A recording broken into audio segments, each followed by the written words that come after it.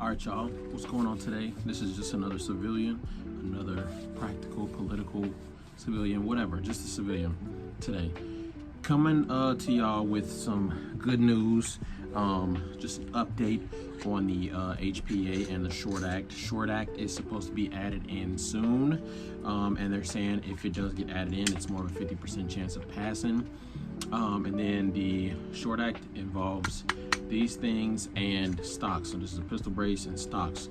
I'll make a separate video about explaining the difference, why you need one over the other. But basically, this is really good news. The reason being, not only would it remove short barrel rifles and short barrel shotguns from the NFA, which is very useless, very pointless. It's just a tax. It's just an excuse for the government to tax you and basically have an if de facto registry on our citizens, which is illegal indeed. But it would make suppressors a lot easier to get. All you gotta do is just do a background check. But that's not why I'm making this video. This isn't a, go support your Congress act or nothing like that, or video.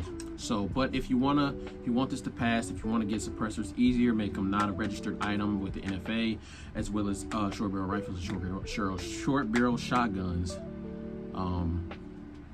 go contact your reps, contact your senators, call them.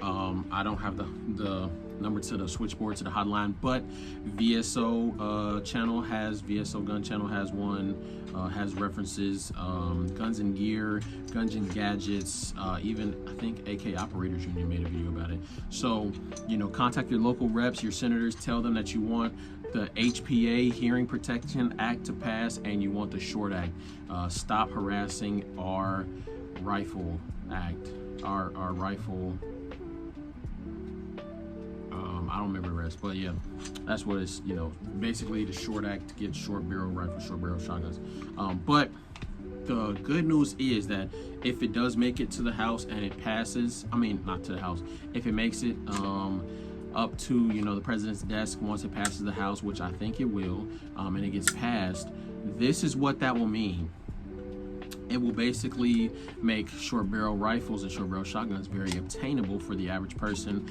Instead of having to do, notify your sheriff, get fingerprints, get an FBI background check, as well as do a normal background check. Because the thing is, you're not having to do the normal background check, right? You still have to do a normal background check, but you have to do, you got to go through a whole bunch of hoops. Like I said, you got to do the fingerprints. You have to register on the website. You have to do it through a trust individual, or you can do it through a family trust, whatever, or a single shot trust. Then you have to pay the $200 tax stamp, which that's why it's in this committee, because it's a tax. It's so pointless that it's a tax. It's so pointless that it's even in there, because the whole reason that the history behind the not HPA, but the history behind short barrel rifles, short barrel shotguns and everything like that is because they didn't want the gangsters to be able to actually have them. They want to be able to arrest them once they had them, because they'd be like, you don't have your paperwork. So that's why they're like, you don't have your paperwork, you don't have your $200 tax stamp, which I think nowadays would be like $3,000 or something like that with inflation and everything.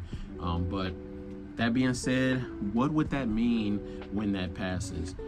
Basically, not only would it make short suppressors and SBRs and SBSs more obtainable, but in states like the state that I'm in Ohio, that means we can manufacture them ourselves, meaning that if you manufacture your own firearms as a personal individual or as an individual, you can, if de facto, print your own suppressors. You can make your own suppressors. I think that will be a resurgent of those flashlight tube kits that used to be out, and people will probably start making their suppressors again. I have a couple of designs that I'm working on that I think would be really nice to print and make. But not only that, it will be the same for SBRs, meaning that, it used to be constructive intent if you had a stock even close to a SBR or a pistol, right? A rifle and pistol, a pistol chamber in a rifle caliber, whatever. But now, if you own it, you can basically reconstruct it as you please, because you're the manufacturer, as long as your state allows that.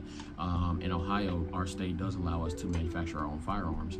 So if you look up your local laws and see that you're able to, then that means if de facto you can buy just the lower, you can register it as just other, or you can register it as a rifle, and you can convert that to a pistol, if I'm not mistaken. It might be the other way around, but I'm pretty sure you can convert a rifle to a pistol.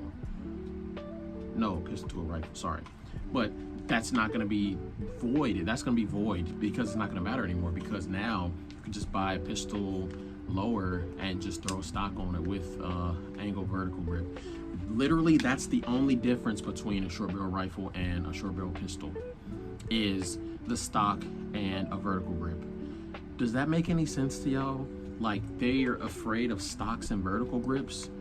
Like, that makes no sense. The pistol brace is very useful, but you can see it doesn't have a lot of meat back there. If it does occasionally happen to touch your shoulder in that aspect, right? And stocks just make it more stable. So stocks actually make pistols more stable, safer, some would say. I know they're gonna say easier to shoot, whatever, but no, they make them safer for the individuals who are learning how to shoot.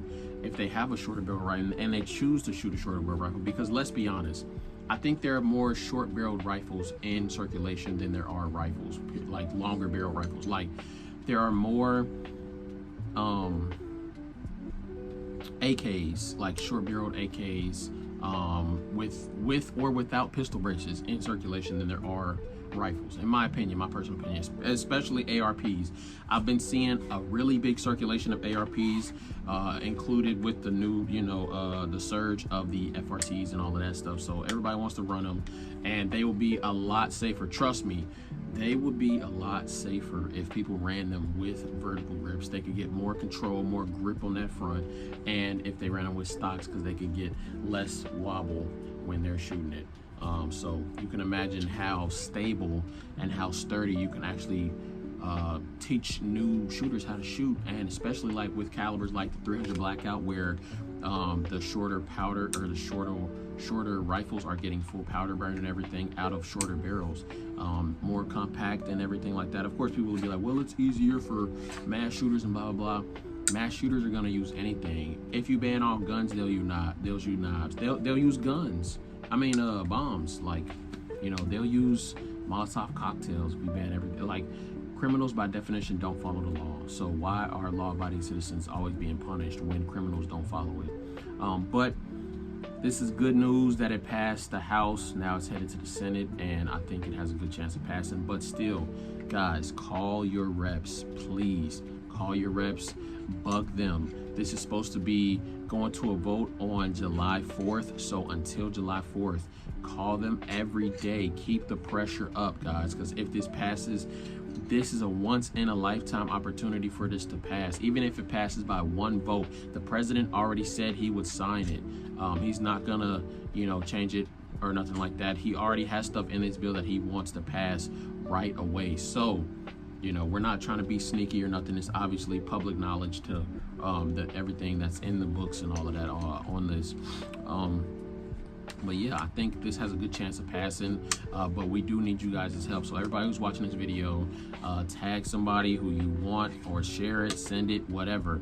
I'm not doing this for views for me. I want to be able to, tell my kid how to shoot using a short barrel rifle without having to register with the government and be on a registry, right? That's all the NFA is, a big old registry. It tells you how many guns you got, what guns you got, all of that stuff. So, guys, let's keep up the pressure, keep working, keep pushing, keep grinding. Practical out.